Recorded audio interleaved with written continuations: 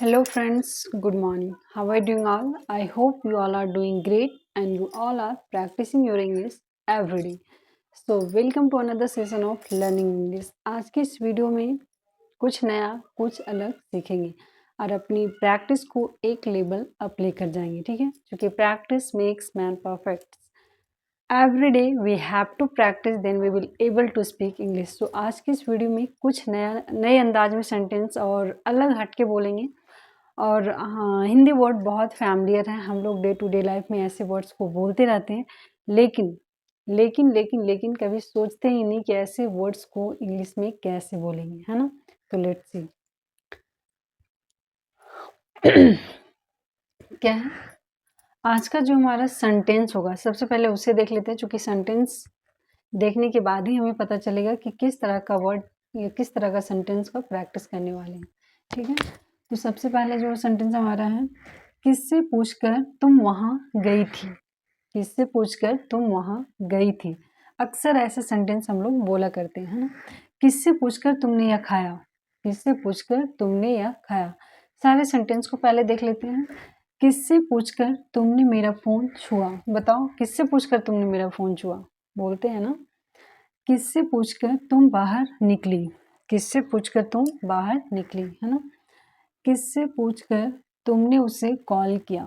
किससे पूछकर तुमने उसे कॉल किया.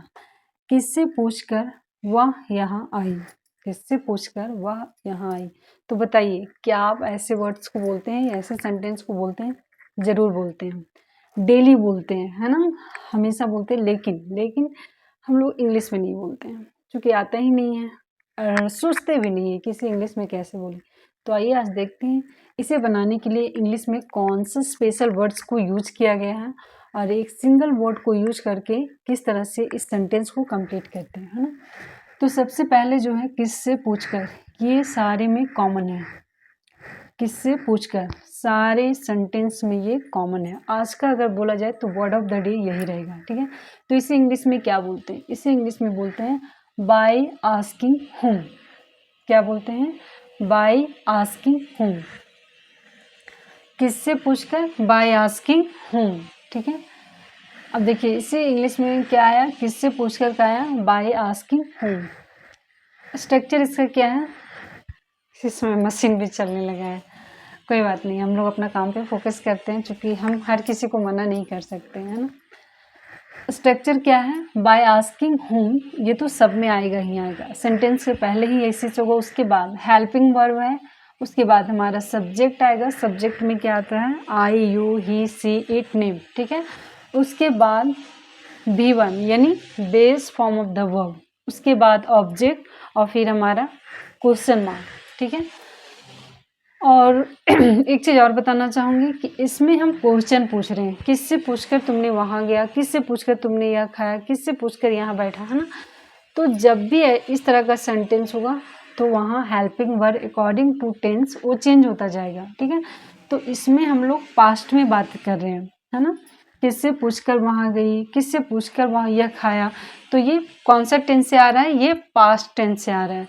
तो यहाँ हेल्पिंग वर्ब क्या आएगा, हेल्पिंग वर्ब जो हमारा यूज होगा वो होगा डिड. क्या होगा, डिड. इसमें हम प्रेजेंट टेंस में भी बना सकते हैं, फ्यूचर टेंस में भी बना सकते हैं. जैसे प्रेजेंट टेंस का सेंटेंस कैसे होगा, किससे पूछकर तुम यहाँ आती हो या तुम वहाँ जाते हो. किससे पूछकर तुम वहाँ जाते हो, एक हैबिट बता रहा है कि अगर तुम डेली जाते हो तो किससे पूछकर जाते हो, तो वहाँ डू का यूज करेंगे. ठीक है, और जब भी helping verb do, does, did का प्रयोग करें वहाँ वर्ब हमेशा हमेशा हमेशा फर्स्ट फॉर्म आएगा. ये चीज़ आप याद रखिए. ठीक है, डू, डज, डिड के साथ base form of the verb यानी वर्ब का फर्स्ट फॉर्म को यूज करते हैं. ठीक है, और अगर हम फ्यूचर में इसी सेंटेंस को बोले तो किससे पूछकर तुम वहाँ जाओगे. किससे पूछकर तुम यहाँ आओगी. किससे पूछकर तुम यह खाओगे, है ना? तो इस तरह से बोल के आप इसे कोई भी टेंस में बना सकते हैं. ठीक है, it's all up to you. अगर if you want to practise this sentence in present, past, future, it's very easy. Okay, let's practise. तो आज का सेंटेंस हमने देख लिया, अब इसे बनाते कैसे हैं. By asking whom.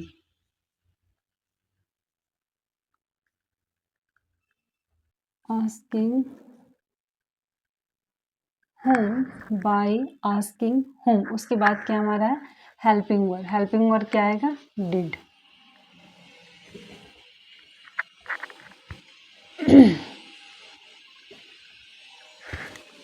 Bye asking home did, उसके बाद क्या है, सब्जेक्ट। सब्जेक्ट क्या है, तुम का यू। सब्जेक्ट के बाद V1 यानी वर्ब, गई, जाना, गो। ऑब्जेक्ट वहाँ, there.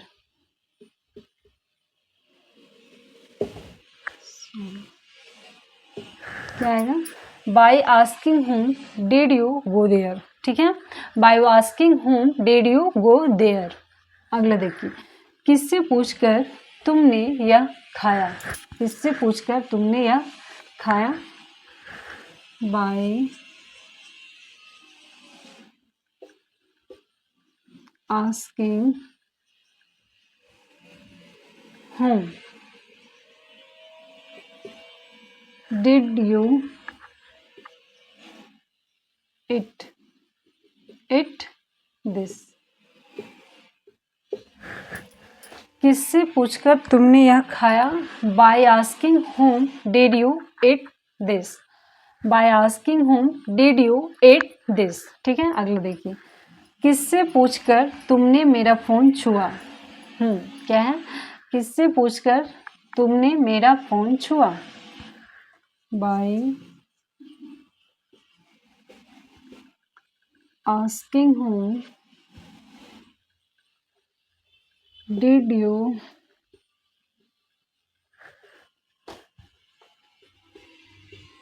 Touch my phone. Bye asking home did you touch my phone. किससे पूछकर तुमने मेरा फोन छुआ, बताओ। क्वेश्चन पूछ रहे हैं ना, bye asking home did you touch my phone. तो आप हिंदी ना बोले, धड़ल्ले से उसे इंग्लिश में बोले, bye asking home did you touch my phone. अगला देखिए, किससे पूछकर तुम बाहर निकली। किससे पूछकर तुम बाहर निकली, bye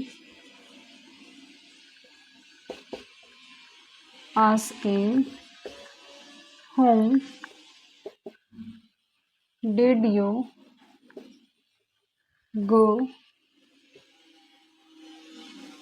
go outside। by asking whom did you go outside या did you go out, किससे पूछकर तुम बाहर निकली, by asking whom did you go out या outside। ठीक है, अगला देखिए, किससे पूछकर तुमने उसे कॉल किया। किससे पूछकर तुमने उसे कॉल किया, by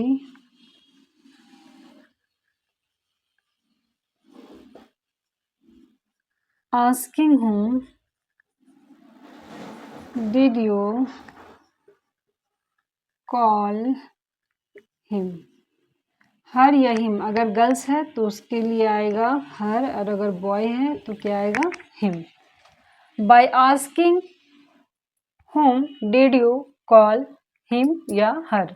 अगर गर्ल्स के लिए हम बात कर रहे हैं तो हर, और अगर बॉय के लिए बात कर रहे हैं तो हिम। ठीक है, किससे पूछकर वह यहाँ आई। किससे पूछकर वह यहाँ आई, क्या आएगा, by asking whom did she come here। by asking whom did she come here। by asking whom did she come here, किससे पूछकर वह यहाँ आई। तो फ्रेंड्स, आप इस सेंटेंस को, ये वर्ड को यूज़ करके कोई भी टेंस में से कन्वर्ट कीजिए और उसकी जमकर प्रैक्टिस कीजिए। बिना प्रैक्टिस को आप इंग्लिश बोल ही नहीं सकते, है ना। ये मैटर नहीं करता है कि आपको ग्रामर के कितने रूल्स आते हैं। रूल सीखना अलग बात है और इंग्लिश बोलना अलग बात है। अगर इंग्लिश आप बोलना चाहते हैं तो उसके लिए आपको प्रैक्टिस करना ही पड़ेगा। बिना प्रैक्टिस आप कभी नहीं बोल सकते हैं। तो इसी तरह से अगर आप एक कोई वर्ड टिक कीजिए, उसके बाद उसे सारे टेंस में कवर कीजिए। मैंने ये सिर्फ सिंपल पास्ट में ली हूँ, आप इसकी जगह पे सिंपल प्रेजेंट, सिंपल फ्यूचर कुछ भी रख सकते हैं और उसकी जमकर प्रैक्टिस कर सकते हैं। साथ ही साथ आप इन तरह के सेंटेंस अपने बच्चों के साथ, भाई बहन किसी के साथ कर सकते हैं, क्योंकि बिना किसी टेंस, बिना किसी रूल में उलझाए इस तरह का स्ट्रक्चर बच्चे को अगर आप एक बार बता देंगे तो ईजिली फॉर्म कर लेंगे। Thank you so much for watching this video, and friends, please like, share, subscribe my channel and stay connected with me. We'll meet again another video. Bye bye.